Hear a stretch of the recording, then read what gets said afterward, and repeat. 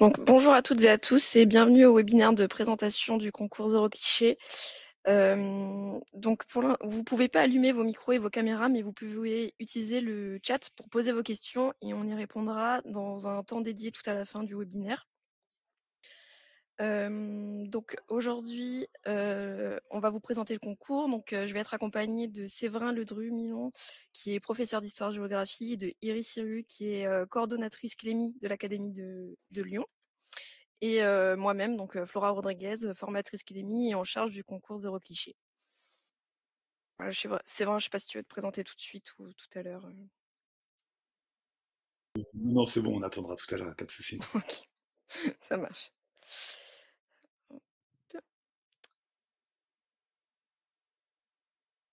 Alors, juste avant de commencer, une petite présentation du Clémy, donc le Centre pour l'éducation aux médias et à l'information, qui a différentes missions, donc la formation de formateurs et d'enseignants dans le domaine de l'éducation aux médias et à l'information, la production de ressources et l'accompagnement à la création de production de médias au sein d'établissements scolaires et l'organisation d'événements dont le plus connu est la semaine de la presse et des médias dans l'école ou encore la mise en place de dispositifs ou de concours, donc comme le concours Médiatix qui est un concours de médias scolaires et celui qui nous intéresse aujourd'hui, le concours Zéro Cliché pour l'égalité filles-garçons. Donc le Clémy est composé d'un réseau académique avec des coordonnatrices et coordonnateurs Clémy dans chaque académie qui assurent toutes ces missions dans leur académie.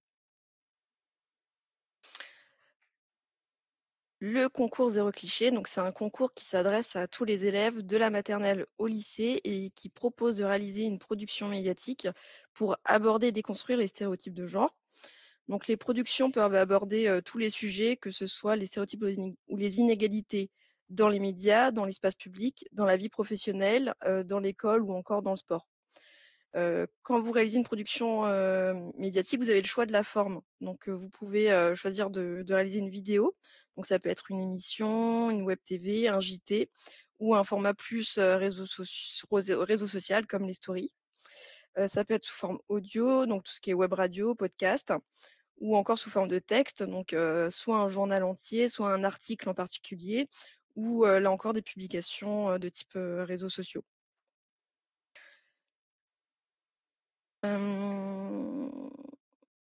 Ah oui, j'ai oublié de préciser que vous pouvez inscrire soit un élève, soit un groupe d'élèves, soit la classe entière. Les élèves, ils n'ont pas forcément besoin d'appartenir tous à la même classe. Donc ça peut être différentes classes ou même des clubs au sein des établissements qui peuvent participer. La seule chose, c'est que les élèves doivent tous venir du même établissement. Donc on a 3 catégories en fonction du niveau, école, collège et lycée. Et dans ces 3 catégories, on propose 3 types de prix, donc un grand prix, un prix coup de cœur et cette année, on a rajouté le prix sport pour les productions qui aborderont plus spécifiquement le sport, en lien avec l'année des Jeux olympiques et paralympiques de Paris 2024. Donc les prix sont décernés par un membre de jury qui est composé de personnel de l'éducation nationale, de membres d'associations ou d'institutions ou de médias. Cette année, en lien avec France TV, Laurent Delahousse est parrain de cette édition. Donc je vais peut-être pas vous passer la vidéo là pendant ce webinaire, mais en tout cas elle est accessible sur la page du concours et donc je vous invite à découvrir son message à tous les enseignants et aux élèves qui participent cette année. Et on a aussi Hortense Limousin, qui est une joueuse professionnelle de basket 3-3 en équipe de France, qui est plus spécifiquement ambassadrice du prix sport. Donc voilà, on a la chance cette année d'avoir 2 personnalités qui soutiennent le concours. Et là aussi, je vous invite à aller découvrir son message directement sur la page du concours. Alors, pourquoi participer au concours Zéro Cliché? Ça permet de développer vos actions pédagogiques en éducation aux médias et à l'information dans le domaine de l'égalité filles-garçons. Et comme vous pouvez le voir sur la droite de la slide, l'éducation aux médias et à l'information est présente dans la vie de l'élève tout au long de sa scolarité, donc comme je l'ai dit, de la maternelle au lycée. Et c'est dans la plupart des programmes ont des entrées EMI. Ça peut être aussi l'occasion de monter un projet interdisciplinaire. Ça permet de répondre au parcours citoyen et ça permet de soutenir l'expression de vos élèves et de valoriser leur production médiatique. Donc l'intérêt pédagogique pour les élèves, c'est de travailler sur les compétences de production de l'information, de représentation dans les médias, de mobiliser des compétences diverses comme la recherche documentaire, l'expression écrite et orale.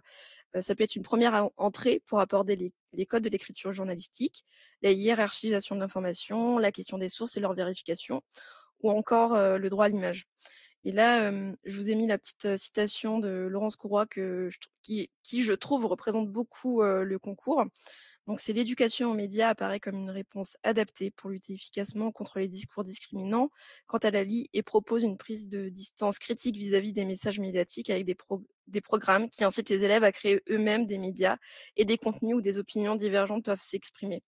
Donc, en mettant les élèves dans une position de faire, ça leur permet ensuite d'avoir un regard critique aussi sur ce qu'ils voient derrière dans leur propre consommation médiatique. Voilà, donc maintenant, comme j'espère que je vous ai convaincu de vous inscrire, donc vous pouvez vous inscrire jusqu'au 12 avril. Et concrètement, comment on s'inscrit? On va sur la page du concours, on a l'onglet inscription 2024 et ensuite on accède au formulaire d'inscription. Donc là, on rentre toutes les données de l'établissement et vous avez aussi une partie pour détailler la démarche pédagogique et je vous conseille de le faire vraiment avec beaucoup d'intérêt aussi parce que quand on regarde la production, on regarde aussi la démarche qu'il y a derrière et parfois ça peut faire balancer une production plus qu'une autre en fonction de la démarche pédagogique qu'il y a derrière et aussi ce que les jurys aiment bien savoir, c'est vraiment la part de travail des élèves. Voilà, donc n'hésitez pas à détailler à ce moment-là. Une fois que vous avez rempli le formulaire d'inscription, vous recevez un mail de confirmation. Donc si vous ne recevez pas le mail de confirmation, écrivez à 0cliché @clemi.fr parce que c'est pas normal, donc il faut absolument recevoir ce mail. Et dans ce mail, vous avez votre numéro d'inscription. Donc je l'ai entouré là. Ce numéro d'inscription, il faut le noter et bien le garder parce que c'est ce qui permet vraiment ensuite de réassocier votre production à votre formulaire d'inscription. Donc si on n'a pas ça, après on ne sait plus à quelle production appartient le formulaire, on n'arrive pas à la relier. Donc vraiment, faut faire attention à ça. Donc bien intituler votre production avec le numéro d'inscription. Dans ce mail-là, vous avez aussi la plateforme de dépôt, donc qui est aussi entourée. Alors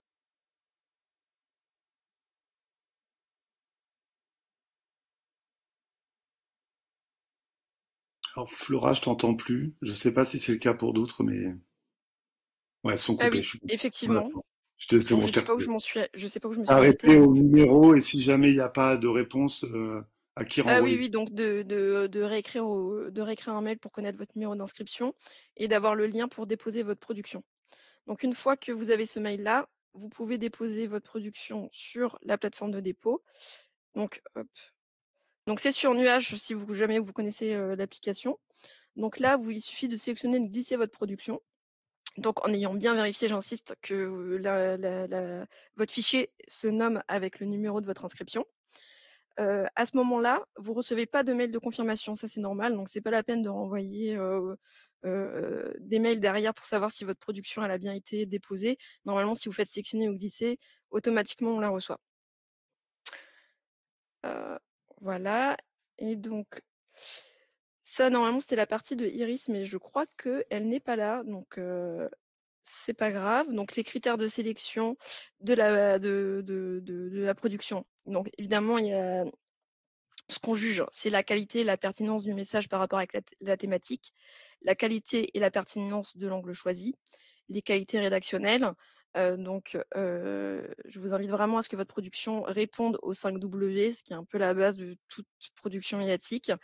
Évidemment, il y a la qualité de la réalisation, l'attractivité, le maquettage, la mise en page, le montage audio-vidéo, la nature du projet et puis tout ce qui est responsabilité. Donc s'il y a bien un respect des sources, une signature des productions, etc.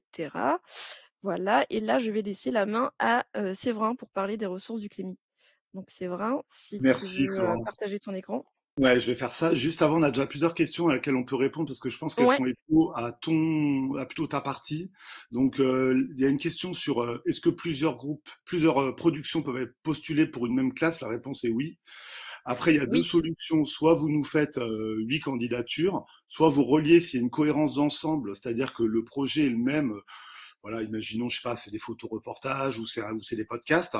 N'hésitez pas à faire une page internet où on verrait une cohérence d'ensemble. Après, si chaque groupe travaille en autonomie avec des angles différents, des supports médiatiques différents, bon bah là, vous nous faites plusieurs candidatures. Il n'y a pas de problème là-dessus. Sur la question sur présenter un jeu, bah, je pense que la prise de parole de Flora, elle a bien expliqué qu'en fait, pourquoi pas un jeu, hein, mais alors il faut qu'il y ait quand même du journalisme, c'est-à-dire de la recherche info-documentation.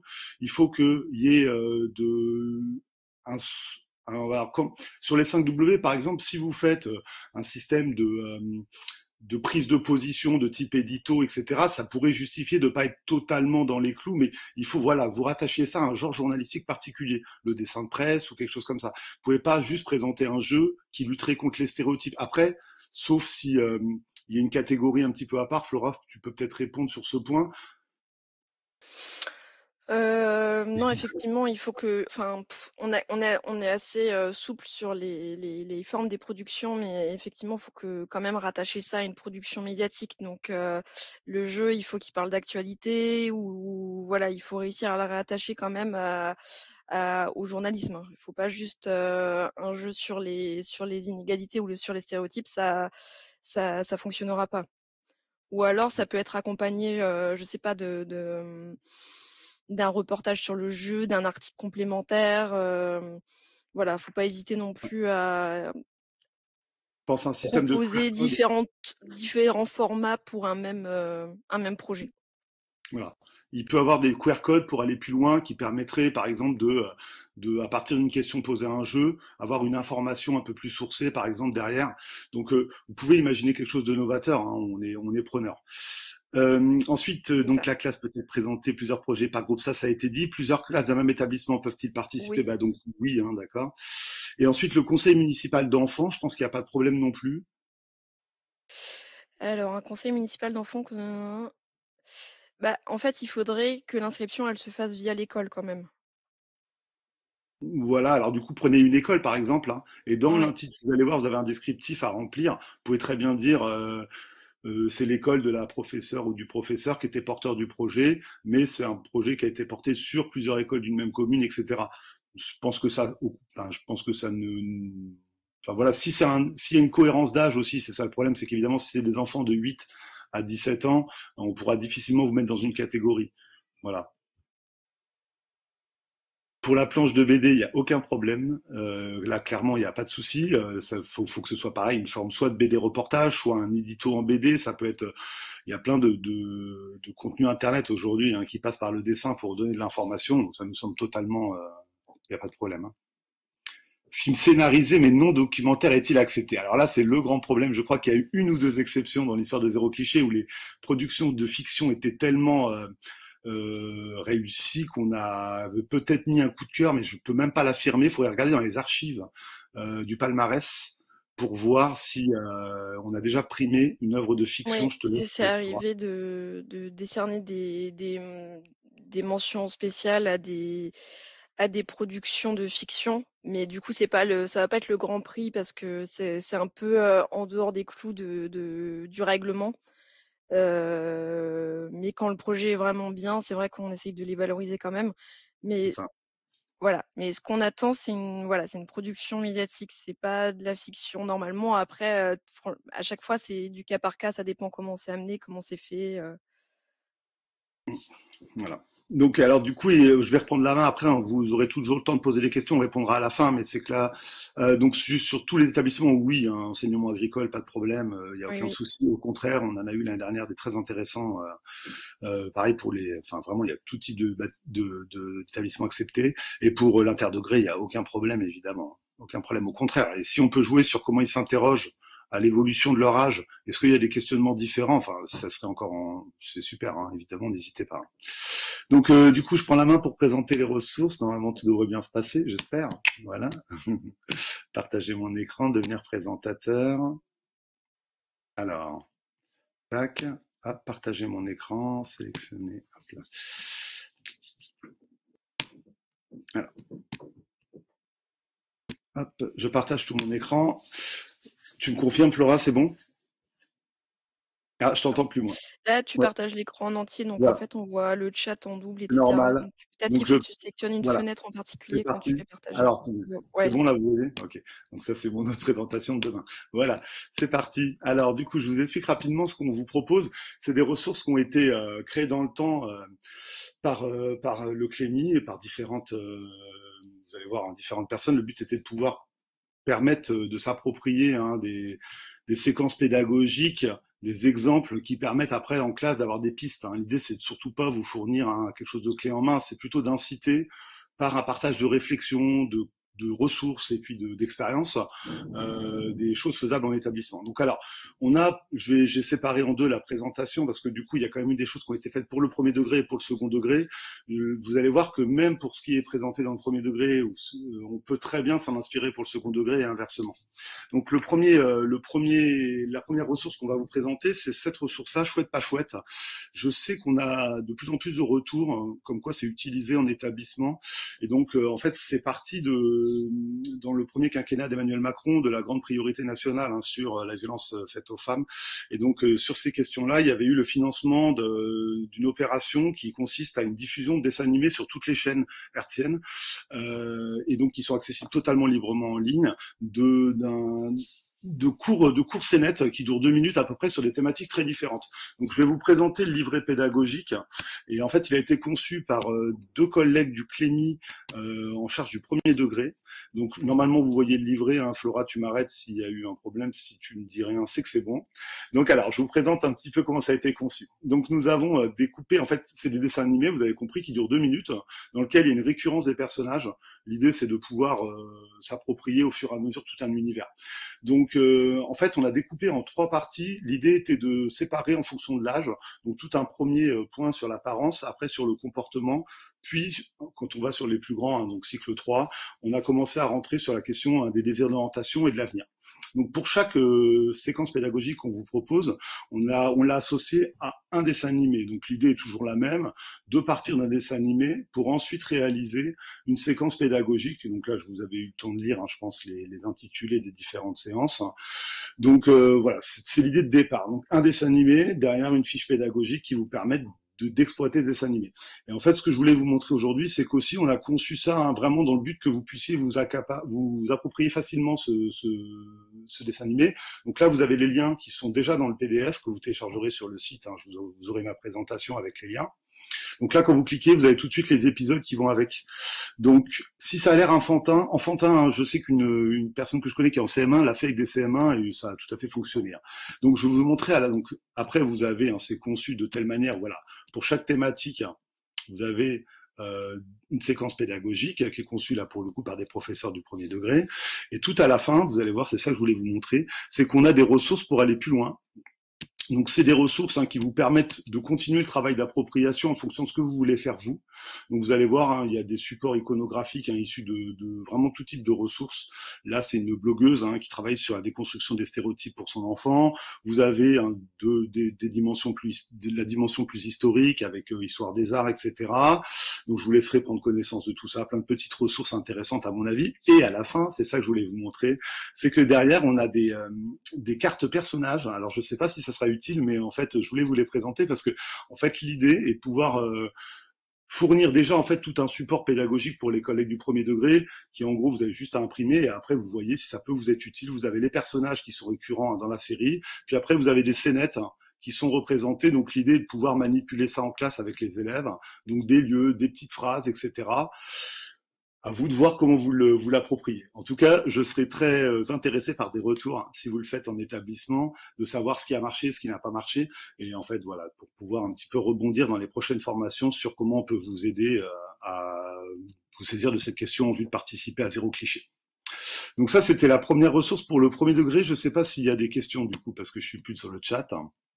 Ah bah ça a bien fonctionné, c'est très bien, je vois des choses. Voilà, donc merci Thomas pour le partage.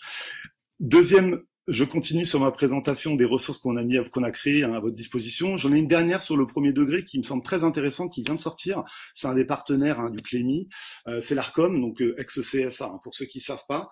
L'ARCOM a produit un kit pédagogique pour le second degré il y a depuis 2-3 ans sur 3 thématiques différentes. La question de la représentation, de la diversité, la question donc de la lutte contre les discriminations, la question de l'égalité homme-femme et la question de la liberté d'expression. Mais cette année, du coup, il y a eu ensuite un travail organisé par le CLEMI national et les personnes du premier degré, une fiche pédagogique sur l'égalité entre les hommes et les femmes dans les médias, sur la question du sport. Et en fait, quand je vois que une des marraines de cette année, c'est une sportive olympique, je pense que ça vaut le coup de travailler sur ces questions-là. Évidemment, dans l'année olympique, c'est possible que ce soit à mettre en avant. Et donc, dans cette fiche pédagogique, ce qui est très intéressant, c'est que c'est un travail à la fois avec une dimension historique sur l'idée de... En fait, c'est une émission de Stade 2 des années 80, une émission d'aujourd'hui. Donc, comment on aborde le sport, à quelles questions on pose aux femmes dans le travail de journaliste, etc. C'est une fiche pédagogique auquel vous aurez accès facilement. Alors...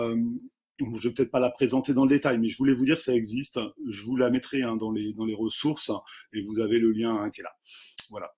Je prendrai le temps de répondre s'il y a besoin à des questions sur ce sujet-là. Ensuite, pour le second degré, donc c'est un kit pédagogique qui est en 3 parties. Donc vous allez voir, c'est donc lutter contre les discriminations en raison du sexe, identifier les stéréotypes de genre et déduire des données statistiques. Parce que l'un des gros travaux de l'ARCOM, c'est d'établir des stats. L'idée, en faisant des statistiques, et là en fait, je vous en parle parce que c'est intéressant aussi dans le concours. Il y a un participant qui a gagné il y a 2 ans grâce à cette idée de faire des statistiques, c'est que les statistiques permettent de donner une réalité tangible à une situation où souvent on est sur un ressenti. Et en fait, l'ARCOM travaille beaucoup sur cette idée de documenter statistiquement la question des représentations, et notamment dans une logique de voir une évolution d'année en année. En fait, en posant les mêmes questions aux chaînes de télé tous les ans, du coup, au bout d'un moment, on peut distinguer ou non des évolutions positives ou négatives. Et en fait, le travail je vais vous le détailler. Je vais vous montrer les 3 fiches qu'on a préparées avec les collègues. Alors, la première, c'est dans la peau d'un conseiller de l'ARCOM. Je ne vais pas la montrer parce qu'elle est trop longue, dans le sens où en fait ça part d'un reportage qui s'appelle C'est quoi un homme, qui a été fait il y a 4-5 ans par Judith Beckrich dans le cadre du journal de France 2 de David Pujadas à 20h. C'est sur les stages de masculinité. L'idée, c'est que c'est pour travailler sur la virilité, donc travailler autre chose. Vous allez voir, c'est aussi une des pistes que je vous soumets pour la participation à votre concours, c'est ne pas rester sur une logique sur les stéréotypes qui touchent le genre féminin. Évidemment qu'on est tous sensibles à cette question-là, mais dans une logique de concerner l'ensemble de la classe et puis même de varier un petit peu les approches, commencer par traiter de la question des stéréotypes touchant les garçons, ça peut être intéressant. Et donc, dans ce scénario pédagogique, l'idée, c'est de se dire, quand il y a un contenu qui peut poser question, qui est diffusé dans un média, qu'est-ce qu'on fait au niveau... quand on est citoyen, comment on peut signaler, pourquoi on peut signaler, et quel est le rôle de l'ARCOM, qui était notre partenaire dans ce kit pédagogique, donc l'idée était de travailler là-dessus, quel est le rôle de l'ARCOM là-dedans. Donc vous allez voir, c'est une fiche pédagogique qui fonctionne bien parce que le reportage est vraiment incroyable. Et en plus, ce qui est intéressant dans le partenariat avec l'ARCOM, c'est que l'ARCOM nous donne accès à ces documents de travail, c'est-à-dire aux saisines qu'elle a. C'est-à-dire quand vous faites un signalement sur le site de l'ARCOM, maintenant c'est un peu connu, du coup là on a les documents de signalement, donc du coup ça nous permet de travailler sur une source un peu concrète. Et l'intérêt aussi, c'est que l'ARCOM, du coup, évidemment, a négocié tous les droits d'image. Donc, dès que vous avez une fiche pédagogique avec l'ARCOM, l'ensemble des vidéos que vous pouvez diffuser sont libres de droit, et donc il n'y a pas de question vous n'avez pas à vous poser la question du droit. Donc, je passe sur cette fiche-là. Flora, vu que j'ai plus la visio, tu m'arrêtes quand tu veux.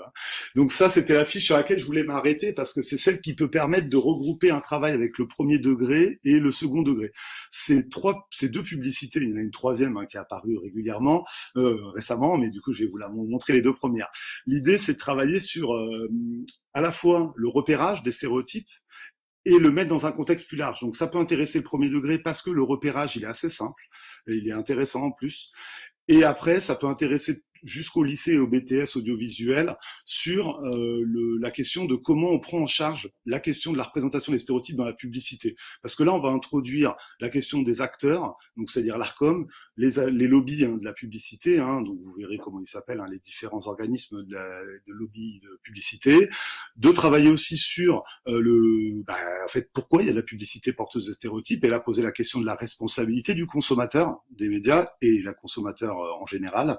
Donc en fait, ça permet de soulever des points très différents en fonction des attentes du professeur, avec qui on travaille, quelle discipline, etc.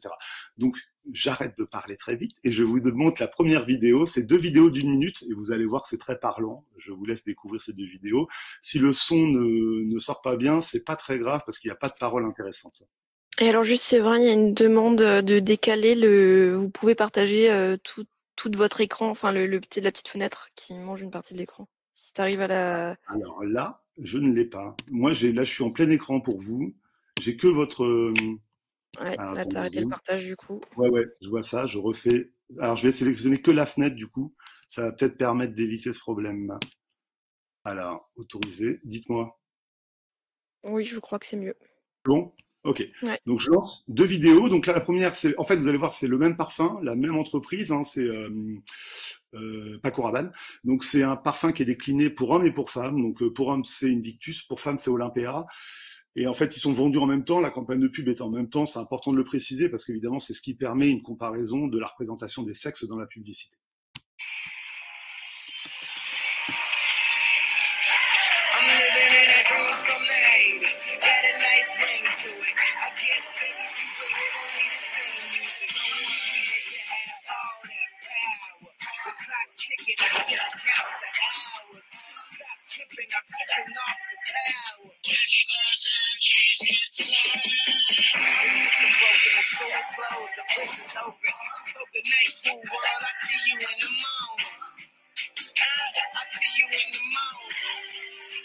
Invictus, le nouveau parfum pour hommes de Paco Rabanne.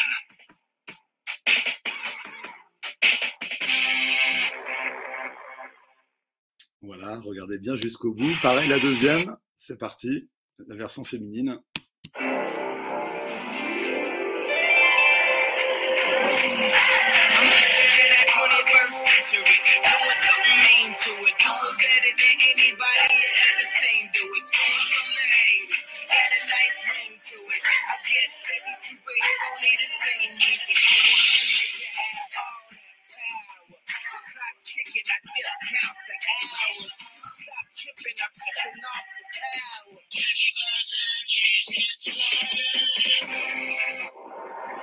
Olympea, the new feminine fragrance by Paco Rabanne. Donc voici. Alors, du coup, l'idée, vous avez compris, alors je vais vous mettre la slide suivante qui en fait fait partie de la fiche pédagogique proposée pour l'ARCOM. Donc l'idée, c'est qu'en fait, en faisant une analyse, on se rend compte que voilà, les femmes elles sont représentées de telle manière, l'homme de telle manière, et en fait, on est sur des visions extrêmement stéréotypées. Voilà, je vous laisse découvrir cette espèce de proposition de schéma conclusif, de carte mentale, etc. Et vous voyez, je vais pas rentrer dans le détail parce que ça prendrait un quart d'heure, 20 minutes, mais juste sur la dernière scène, vous voyez quand l'homme il rentre dans le vestiaire, on a 5 femmes qui sont tous le même physique, et dont c'est la récompense de l'homme. Vous avez vu, le voile s'en va quand on les voit de dos, et donc du coup, lui, il a un petit regard un petit peu comment dire, coquin. Et puis de l'autre côté, dans la publicité, la femme, elle surprend les hommes nus. Donc on n'est pas dans la même logique. Les hommes ne sont pas en train d'attendre la femme comme dans la pub précédente. Et elle, plutôt que d'avoir son petit regard, elle a un regard amusé. Et les hommes, plutôt que de se dévêtir, ils se couvrent. Donc voilà. Là, je trouve que ces 2 vidéos, en comparaison, je les trouve intéressantes à montrer parce que sur plusieurs niveaux de lecture, là, je rentre pas dans le détail que vous pourrez voir dans la fiche pédagogique, mais vous voyez aussi que la voiture de la femme, elle a du mascara sur les yeux. Enfin, vous verrez sur les phares de la voiture, il y a du mascara. Enfin, il y a plein de choses à voir. Les femmes sont jalouses entre elles. Il y en a une qui casse le vase quand l'actrice principale passe, etc. Et en fait, du coup, après, l'idée, c'est de mettre en contexte ça dans le paysage médiatique. Qu'est-ce que ça nous apprend sur les médias aujourd'hui, sur la représentation des hommes et des femmes. Donc vous verrez, il y a une 3e publicité, celle sortie l'année dernière, je passe, mais je voulais quand même vous montrer ça. Donc, dernière fiche que je vous présente du travail avec l'ARCOM. Donc, c'est fait avec une collègue de lettres et un collègue de mathématiques. L'idée était de partir alors excusez-moi, j'ai pris trop d'avance. Alors c'est vrai, juste on est sur ton partage d'écran, on est encore bloqué sur la fin de la vidéo. D'accord, bon, bah, c'est pas normal. Ok, je reprends. Alors, je remets, tac, hop là, hop, présentation, ressources. Voilà, donc je pense que c'est bon.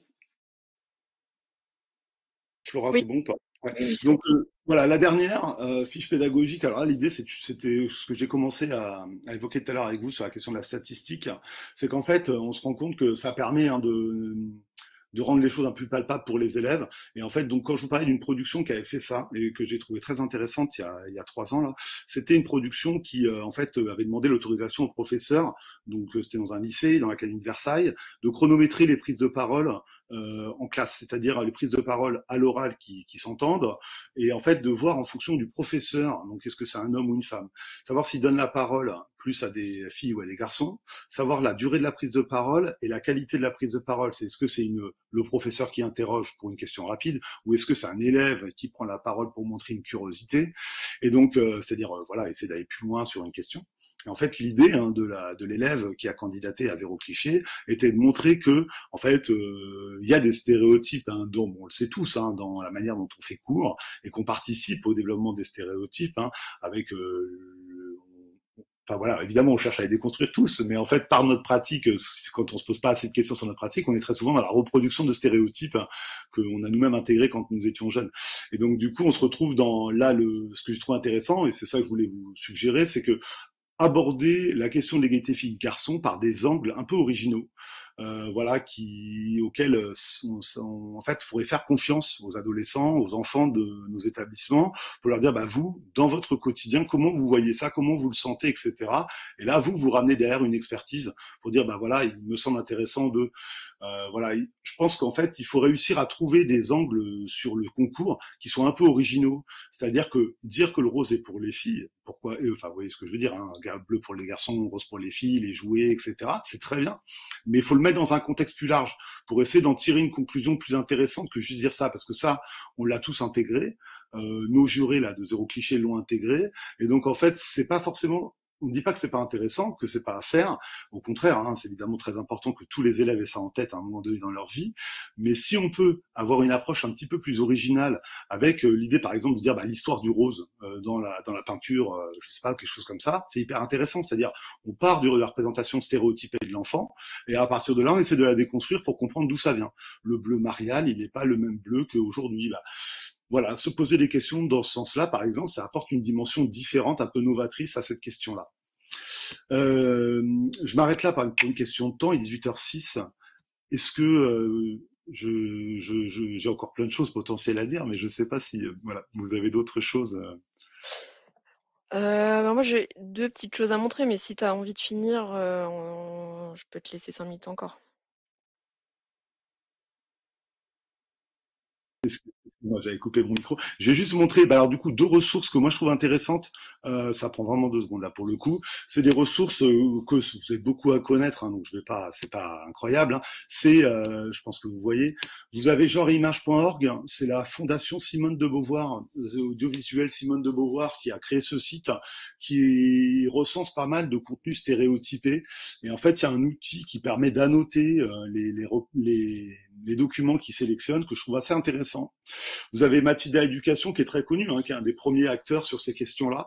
Énormément de vidéos, vraiment très intéressantes de tout niveau, avec beaucoup. Alors, ce qui est vraiment très intéressant chez Mathilda, c'est qu'ils font appel à des chercheurs et chercheuses, du coup, pour expliciter une idée. Donc, ça rejoint ce que je vous dis, c'est-à-dire d'amener une expertise par les élèves, enfin, d'amener les élèves vers une forme d'expertise. Et ensuite, c'est un petit site que j'aime beaucoup parce qu'il s'appelle popmodel.be, c'est un site belge qui lutte contre les stéréotypes, et je l'aime beaucoup ce site parce que les vidéos sont très simples à utiliser avec les élèves, elles durent 4-5 minutes, et elles abordent des sujets qui sont avec un ton intéressant, et là encore avec un expert qui intervient, donc souvent une experte, d'ailleurs je crois que c'est que des expertes, et du coup sur Popmodel, c'est des thématiques du style, voilà, les héroïnes chez Disney. Et en fait, c'est tout bête, mais il y a une évolution incroyable chez Disney dans les 15 dernières années. Là, il y a eu des articles récents qui disent qu'ils vont peut-être revenir en arrière parce qu'ils vendent moins visiblement. Donc voilà. Mais en tout cas, c'est un site où les ressources sont vraiment intéressantes sur le rap et les femmes. C'est une vidéo intéressante sur le barbecue et les hommes. Voilà, vous allez voir, c'est des petites vidéos rigolotes qui valent le coup d'être étudiées. Et ensuite, je signale juste, parce que j'ai l'impression que c'est pas très connu chez nous pour l'instant, c'est EduBase, qui est un espèce de moteur de recherche de séquences pédagogiques qui ont été publiées sur les sites académiques disciplinaires, donc en tout genre. L'idée, c'est que là, j'ai fait 2 entrées, donc j'ai tapé dans le moteur de recherche égalité filles-garçons, puis égalité femmes-hommes. Et donc, dans ces deux items, vous avez 9 séances là qui sont très différentes. Je vais vous les montrer. Ah oui, il y a le centre Hubertine Auclair. Je vous en parle juste après. J'arrive jamais, je dis que ça prend 2 secondes, mais ça prend toujours plus. Voilà, donc ça c'est genre image.org, ça c'est Pop Model. Et donc je vais vous montrer juste. Alors voilà, aïe aïe aïe, j'ai raté ma slide. Bon, c'est pas grave, je vais vous la retrouver. Excusez-moi, du coup, bon, c'est pas grave, tant pis. J'avais fait les captures d'écran des séances. Les séances, par exemple, c'est la question du genre dans les séries. On sait bien qu'aujourd'hui, les séries, elles participent à la déconstruction des stéréotypes. Vous prenez, que ce soit Girls, Game of Thrones, ce qu'on veut, on voit bien qu'on a des héroïnes qui sont complètement différentes de ce qu'on avait avant. Du coup, il y a un prof qui s'est saisi de ça et qui a fait une séquence. Donc, sur EduBase, maintenant, vous avez accès vraiment à énormément de séquences pédagogiques et qui ont en commun d'avoir été validées par les inspections. Donc, en fait, c'est intéressant parce que du coup, on a une certaine fiabilité derrière la séance et elles ont été relues par plusieurs personnes. Donc du coup, ça fait que la séance, généralement, elle est assez simple pour s'approprier, donc on perd pas trop de temps. Et donc vous avez vu le centre Hubertine Auclair, pourquoi j'en parle? C'est parce que j'attends depuis des années qu'un candidat, parce que je participe au jury de Zéro Cliché, un candidat fournisse des contenus dans ce style. En fait, Hubertine Auclair, c'est un centre qui travaille beaucoup en Île-de-France, qui est financé par la région Île-de-France et donc qui fournit des kits d'affiches. Donc tous ceux qui sont référents égalité filles-garçons dans leur établissement, n'hésitez pas à les commander, c'est gratuit pour l'Île-de-France, mais c'est pas cher du tout pour les autres académies. Et en fait, vous recevez des affiches de ce style-là, très intéressantes. Il y a 2-3 types d'affiches différentes, même un peu plus maintenant. Et vous les recevez en établissement, c'est parfait pour le 8 mars, pour animer dans l'établissement une campagne de promotion de l'égalité, etc. Et en fait, je trouve que c'est typiquement un contenu informatif très simple, c'est-à-dire qu'on a un personnage historique qui a avec présenté par une phrase clé, une affiche avec une statistique ensuite qui montre en quoi c'est encore un combat aujourd'hui. Vous voyez, évidemment, c'est un travail poussé par des professionnels de la communication, mais c'est intéressant. Donc voilà, le centre Hubertine Auclair, je voulais vous présenter ce centre qui a été connu notamment pour avoir fait une étude sur la représentation des hommes et des femmes dans les manuels scolaires. Voilà. Bon, j'ai terminé, je te laisse la main. Tu as vu que j'ai la slide qui était prête sur ça. Donc, je ne sais pas si tu veux enchaîner là-dessus. Voilà, je te laisse. Oui, sur le parcours magistère, peut-être que c'est bien quand même de le présenter. Donc, c'est un parcours magistère qui a vraiment été conçu et pensé pour accompagner la participation au concours Zéro Cliché. Donc, ça peut être intéressant de le faire. Donc, c'est un parcours en auto-formation. Peut-être c'est vrai, comme tu as participé à le faire, je te laisse en parler Alors, du coup, très rapidement. l'idée, on a beaucoup réfléchi à comment vous aider à participer. C'était pas simple, c'est-à-dire qu'évidemment, faire un webinaire d'1h30, enfin, un parcours magistère d'1h30 qui vous permette de participer, sachant qu'il y a une telle pluralité de possibilités que évidemment c'était compliqué. Mais en fait, on a travaillé avec Isabelle Motro, l'ancienne directrice de rédaction de Cosette, et du coup l'idée c'est qu'il y a des petites capsules vidéo qui essaient de vous permettre d'aller plus loin sur tel ou tel point de ces questions. Donc voilà, d'abord on définit ce qu'est un stéréotype en vous proposant une activité à mener avec les élèves. Après, on vous propose une analyse de décryptage faite à partir des unes de journaux scolaires. Donc là, pour qu'il y ait une manipulation physique éventuellement avec les élèves. Donc voilà, c'est des activités qui sont proposées et donc après travailler sur la déconstruction, c'est-à-dire comment produire un contenu qui ne soit pas porteur de stéréotypes ou qui les dénonce. Donc voilà, c'est vraiment ça que se propose ce parcours. Voilà Flora. Et du coup, hop, je vais reprendre la main. Alors, juste pour répondre aux questions là sur les ressources. Donc alors, pour trouver les ressources que moi j'ai présentées, je vous envoie l'ensemble de la présentation, je l'envoie à Madame à Flora ici présente, qui je pense transmettra. Pour du coup, il y a Monsieur Rouchier qui a déjà présenté la ressource chouette pas chouette. Et ensuite, pour la question de s'inscrire sur le parcours magistère, c'est totalement libre en ligne. Donc pareil, vous aurez le lien sur la slide correspondante dans la présentation que j'enverrai.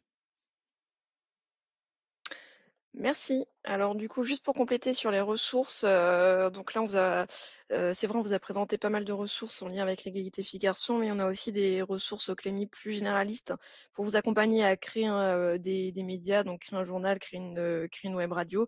Donc n'hésitez pas, je vois, où peut-on retrouver les ressources? Donc sur la page du concours, il y a une rubrique ressources sur les ressources vraiment sur EMI et éducation média. Donc il y a le lien vers le parcours magistère, il y a le lien vers Chouette pas chouette, il y a le lien vers les parcours Arcom Clémy Créteil.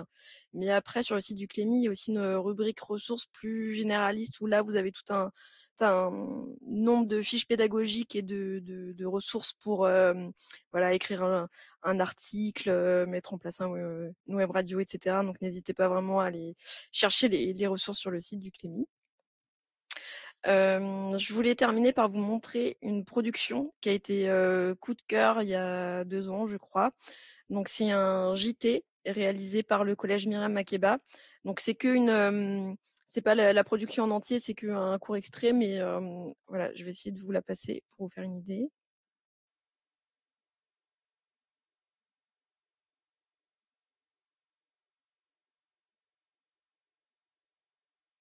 On n'a pas le son pour l'instant, Florent. Ah mince. Euh,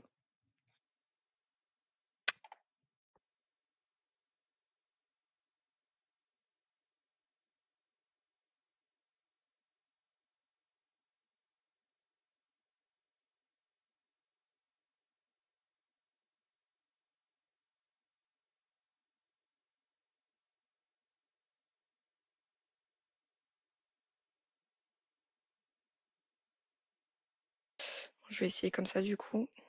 J'ai aussi annoncé.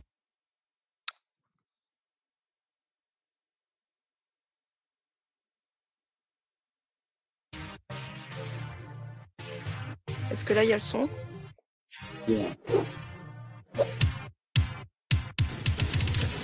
Bonjour à toutes et à tous et bienvenue sur MCarré TV. Je me présente, je suis Fatimata et je suis accompagnée de Ahmed. Nous allons parler des discriminations dans le sport et plus particulièrement du sexisme. Au sommaire de notre émission, un petit tour d'horizon des discriminations dans le sport. Bonjour. Alors moi, je vais vous parler de l'homophobie.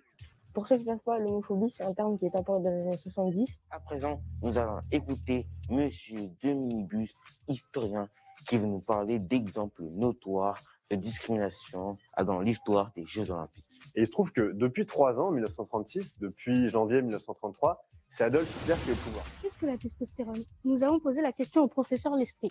C'est une molécule qui est produite par un de nos organes qui va circuler dans le sang et qui va avoir une action. Un micro-trottoir sur le foot et le basket au féminin. Nous en apprendrons plus sur l'arbitrage féminin.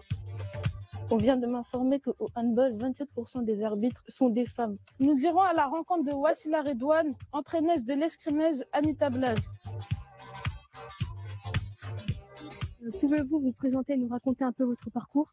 On parlera aussi du e-sport, de l'histoire des Jeux Olympiques. Puis nous rencontrerons la porte-parole du comité d'organisation des Jeux Olympiques. C'était Jatiza et Olivier pour MCarré TV. C'est parti.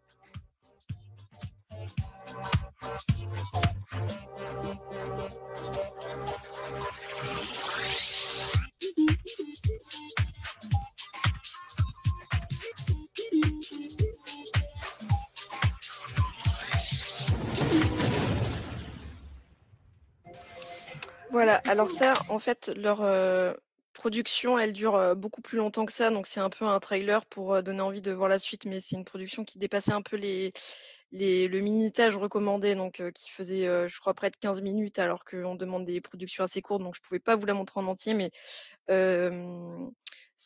voilà, je trouvais ça intéressant de vous la montrer parce que c'est un JT sur le sport, vu que cette année on fait une édition aussi un peu sur le sport, et surtout aussi parce que derrière on a fait un Clémy Facecam avec l'enseignante qui a fait cette production avec ses élèves, donc qui s'appelle Johanna Ngouan et que je vous propose d'écouter.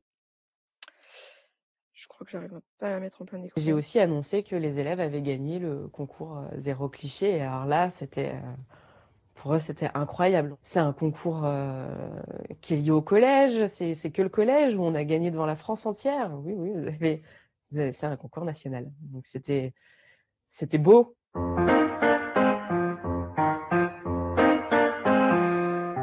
Alors la cérémonie, ça a été une belle expérience pour les élèves parce que déjà, ils se sont sentis invités. Quelque part, ils venaient pas observer, ils étaient invités, on leur a posé des questions, on les a valorisés pour une production qu'ils ont faite avec des idées qui venaient d'eux. Et ça, je trouve que c'est précieux.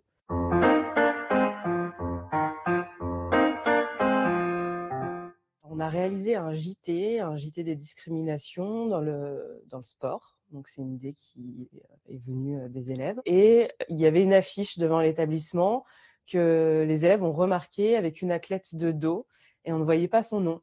Ça a interpellé quelques élèves qui sont venus m'en parler et on a décidé de parler de l'égalité filles-garçons dans le sport. Bonjour à toutes et à tous et bienvenue sur MCarré-TV. Je me présente, je suis Fatimata et je suis accompagnée de Ahmed. Nous allons parler des discriminations dans le sport et plus particulièrement du sexisme. Par exemple, on a parlé de football, mais on a aussi parlé de e-sport, on a aussi évoqué le cas de l'escrime. Il n'était pas juste question de donner une opinion, il était question de s'informer. Enfin, ils ont bien compris qu'en fait, comme ils ne connaissaient pas, il fallait bien s'informer. Et du coup, ils étaient capables d'une vraie prise de recul. Moi, je les ai trouvés très bienveillants. Il y a un intérêt du point de vue de l'orientation, déjà, et du point de vue de l'estime de soi. En fait, on se rend compte que les vœux d'orientation sont guidés par des biais sexistes. L'égalité filles-garçons, c'est aussi expliquer aux élèves que les métiers techniques ne sont pas réservés aux garçons, qu'une fille peut porter une perche ou même une caméra. Enfin, il n'y a pas de contrainte et que les filles se sentent capables de faire la même chose que les garçons et inversement. On vient de m'informer qu'au handball, 27% des arbitres sont des femmes. Nous irons à la rencontre de Wassila Redouane, entraîneuse de l'escrimeuse Anita Blaz.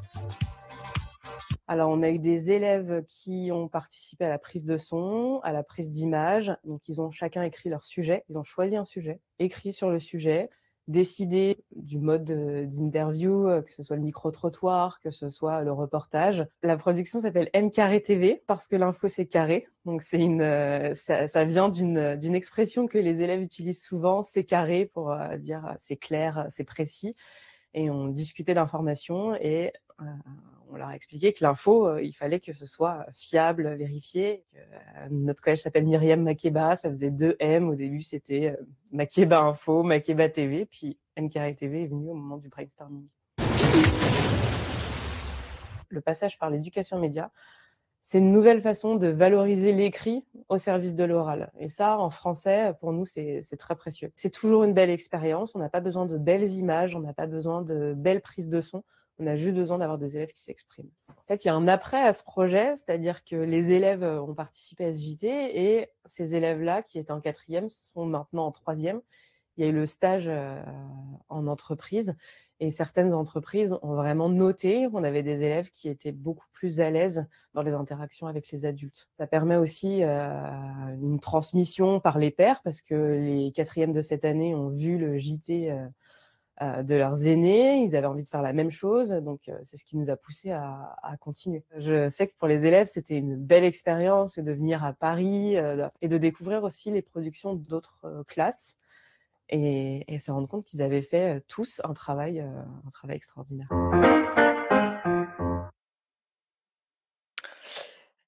Voilà.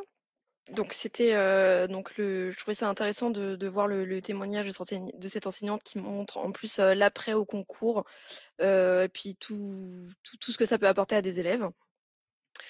Je voulais juste terminer par vous montrer oui, alors que le concours il est soutenu par le ministère chargé de l'égalité entre les femmes et les hommes, de la diversité et de l'égalité des chances et le ministère de l'Éducation nationale et des sports. Et ensuite, on a plusieurs partenariats de partenaires, ce qui nous permet d'avoir des dotations pour les élèves qui sont lauréats au concours, donc notamment avec l'Union des marques qui offre 1 500 € de chèque culture à répartir entre les différents lauréats et ensuite les différents partenaires médias qui offrent des magazines. Et voilà, j'ai terminé, je vous laisse enfin poser toutes les questions. Alors, je vois qu'il y a déjà eu un certain nombre de questions.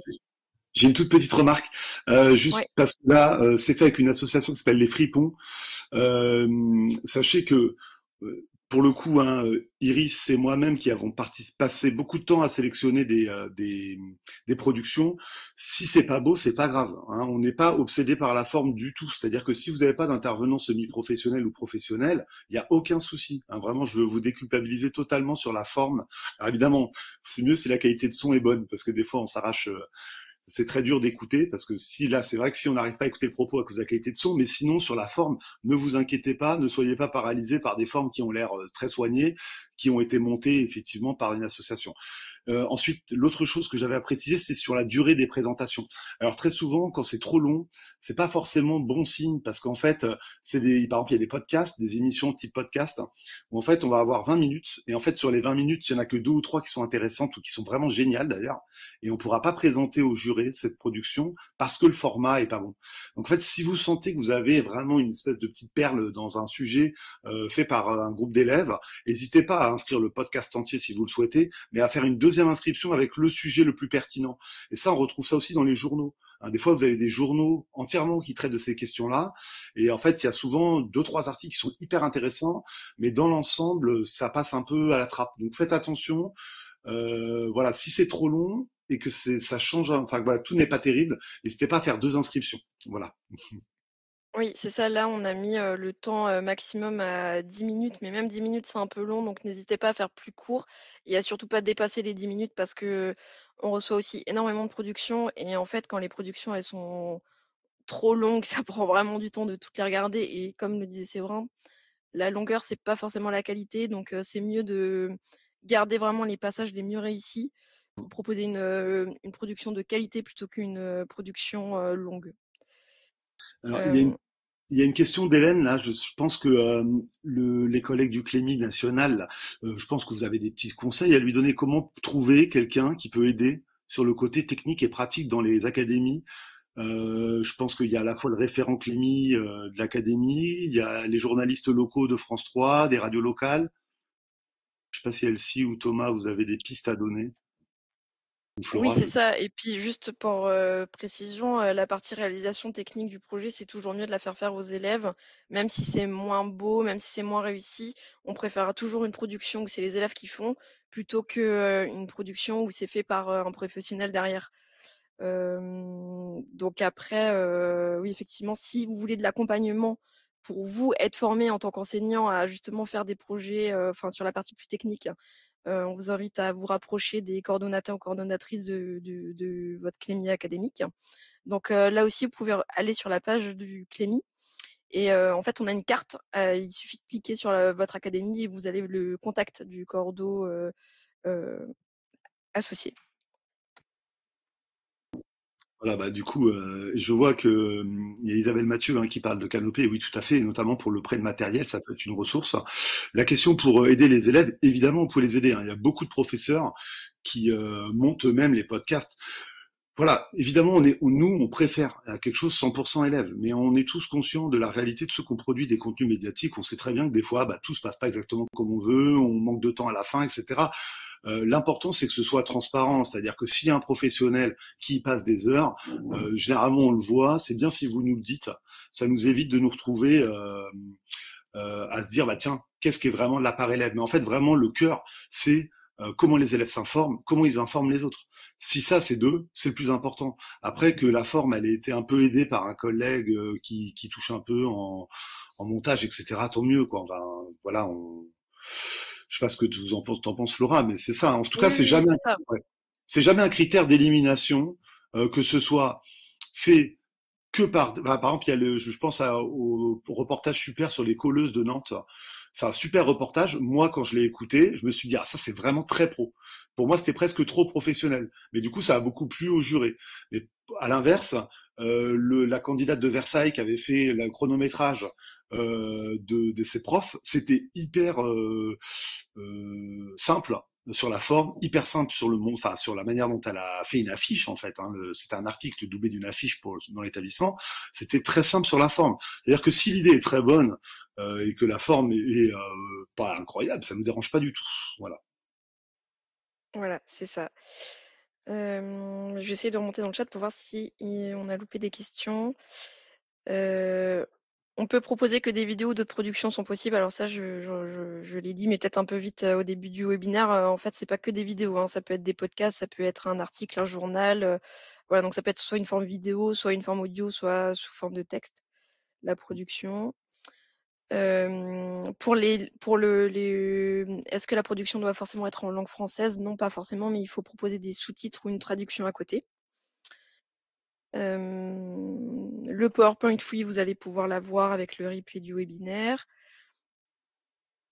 Et ce que dit Elsie Russier là, donc dans le chat, le Pass Culture vous permet vraiment, je pense que tout le monde est au courant maintenant, ça fait 2 ans, mais de financer beaucoup d'interventions extérieures. Normalement, vous avez un référent égalité filles-garçons dans chaque établissement désormais, alors pour les collèges et les lycées, un autre pour le référent culture. Le référent culture, c'est lui qui a les cordons de la bourse entre guillemets avec l'intendance pour le Pass Culture. Donc n'hésitez pas à prendre attache avec votre référent culture d'établissement pour voir si vous ne pourriez pas faire financer une intervention extérieure. Oui, tout à fait. Et je vois que Thomas met aussi un exemple de production d'élèves sur le sport. Donc, il y a la page sport du Clémy avec ces exemples de production-là, mais sur la page du concours, vous avez aussi tous les lauréats des années précédentes qui peuvent vous inspirer, vous donner des idées. Donc, n'hésitez pas aussi à aller voir les productions qui ont déjà été réalisées les années précédentes.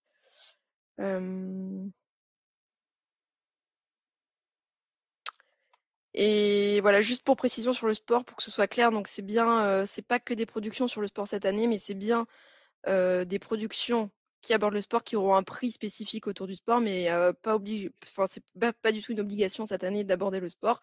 Si c'est un autre sujet, ça sera juste la version classique du concours avec voilà, soit en concourant pour le Grand Prix ou le coup de cœur.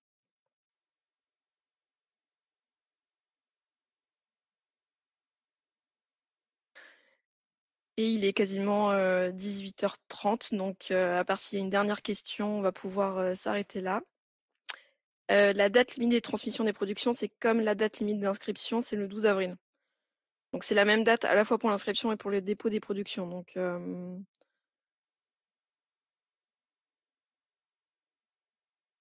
voilà. Eh bien, merci à toutes et à tous d'avoir participé à ce webinaire et j'espère que vous serez nombreux et nombreuses à participer cette année au concours Zéro Cliché et on a hâte de voir toutes les productions que vous allez nous proposer. Merci beaucoup et au revoir.